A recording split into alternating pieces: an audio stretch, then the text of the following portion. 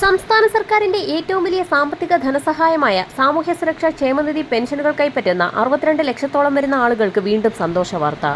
Election പ്രമാണിച്ച് ഗുണഭോക്താക്കൾക്ക് October November മാസങ്ങളിൽ കൂടുതൽ ആനുകൂല്യങ്ങൾ എത്തിച്ചേരും. സംസ്ഥാന സർക്കാർ പ്രഖ്യാപിച്ച ആദ്യ ഗഡു പെൻഷൻ തുകയുടെ വിതരണം ഇന്നു മുതൽ സംസ്ഥാനത്ത് സജീവമാകുന്ന സാഹചര്യത്തിലാണ് സന്തോഷ വാർത്ത എത്തിയിരിക്കുന്നത്. അക്കൗണ്ട് നമ്പറുകൾ നൽകിയിട്ടുള്ള ഗുണഭോക്താക്കളുടെ ബാങ്ക് അക്കൗണ്ടുകളിലേക്ക് 1200, 1400, 1600 എന്നിങ്ങനെയുള്ള വിതരണം ഇന്നലെ മുതൽ ആരംഭിച്ചിട്ടുണ്ട്. തുക എത്തിച്ചേർന്നിട്ടില്ലാത്ത ഗുണഭോക്താക്കൾക്ക് ഇന്നു മുതൽ അക്കൗണ്ടുകളിലേക്ക് വിതരണം സജീവമാകും.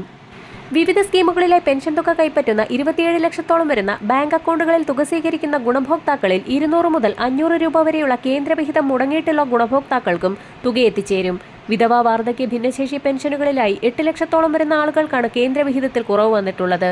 പെൻഷൻ തുക വിതരണത്തിന് കൈമാറിയതായി സേവനയുടെ സൈറ്റിൽ സ്റ്റാറ്റസ് കാണിച്ചിട്ടും തുക എത്തിച്ചേരാത്ത ഗുണഭോക്താക്കൾ ശ്രദ്ധിക്കുക.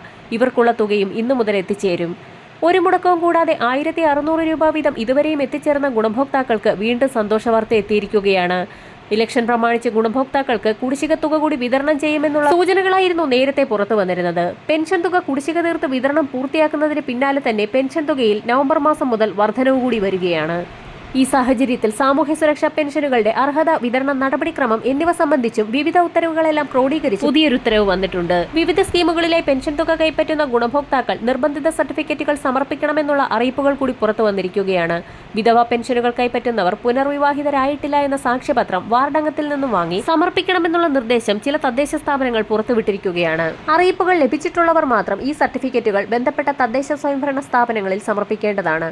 ക്ഷേമ പെൻഷൻ കുടിശ്ശിക സമയബന്ധിതമായി കൊടുത്തു തീർക്കുന്നതിന്റെ ഭാഗമായി നവംബർ മാസത്തിൽ ഗുണഭോക്താക്കൾക്ക് പെൻഷൻ കുടിശ്ശിക വിവിധ ഘട്ടങ്ങളിലായി വിതരണം ആരംഭിക്കുന്നു. ഇതോടൊപ്പം തന്നെ നവംബർ മാസത്തിൽ ഗുണഭോക്താക്കൾക്ക് വർദ്ധിപ്പിച്ച പെൻഷൻ തുക കൂടി ചേർത്തായിരിക്കും തുക എത്തിച്ചേരുക.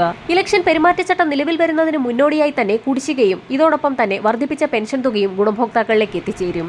ഇതിനോടനുബന്ധിച്ച് തന്നെ വാർഡ് തല പരിശോധനകൾ കൂടി പൂർത്തിയാക്കാനാണ് സർക്കാരിന്റെ തിരക്കിട്ട നീക്കം. മറ്റൊരു പ്രധാന അറിയിപ്പ് കൂടി സർക്കാരിന്റെ ഭാഗത്തു നിന്നും പുറത്തു വന്നിരിക്കുകയാണ്. പ്രാഥമിക സഹകരണ സംഘം, കേരള ബാങ്ക്, സഹകരണേതര വകുപ്പുകളിലെ സഹകരണ സംഘങ്ങളിൽ നിന്നും വിരമിച്ച പെൻഷൻകാർ, കുടുംബ പെൻഷൻ വാങ്ങുന്നവർ, ആശ്വാസ് സമാശ്വാസ് പദ്ധതി പ്രകാരം പെൻഷൻ വാങ്ങുന്നവർ, കയർ സ്പെഷ്യൽ സ്കീം പ്രകാരം പെൻഷൻ വാങ്ങുന്നവർ എന്നിങ്ങനെ 2025 ജനുവരി മാസത്തിനു മുൻപ് പെൻഷൻ ലഭിച്ചു തുടങ്ങിയവർ മസ്റ്ററിംഗ് നടത്തണമെന്നുള്ള അറിയിപ്പ് കൂടി എത്തിയിരിക്കുകയാണ്. സംസ്ഥാന സഹകരണ ജീവനക്കാരുടെ പെൻഷൻ ബോർഡ് മുഖേന പെൻഷൻ വാങ്ങുന്നവർ അക്ഷയ കേന്ദ്രം വഴി ബയോമെട്രിക് രീതിയിൽ 2025 ഒക്ടോബർ 31 മുൻപായി മസ്റ്ററിംഗ് നടത്തണമെന്ന് സംസ്ഥാന സഹകരണ ജീവനക്കാരുടെ പെൻഷൻ ബോർഡ് അഡീഷണൽ രജിസ്ട്രാർ അറിയിച്ചിട്ടുണ്ട്. പ്രസ്തുത തീയതിക്കകം മസ്റ്ററിംഗ് നടത്താത്തവർക്ക് 2025 ഡിസംബർ മാസം മുതൽ പെൻഷൻ മുടങ്ങുമെന്നും സംസ്ഥാന സഹകരണ ജീവനക്കാരുടെ പെൻഷൻ ബോർഡ് അറിയിച്ചു. അതിനാൽ തന്നെ ഗുണഭോക്താക്കൾ ഇക്കാര്യങ്ങൾ പ്രത്യേകം ശ്രദ്ധിക്കുക. വരും മണിക്കൂറുകളിലെ സർക്കാർ അറിയിപ്പുകൾക്കായി ചാനൽ സബ്സ്ക്രൈബ് ചെയ്യാൻ മറക്കാതിരിക്കുക.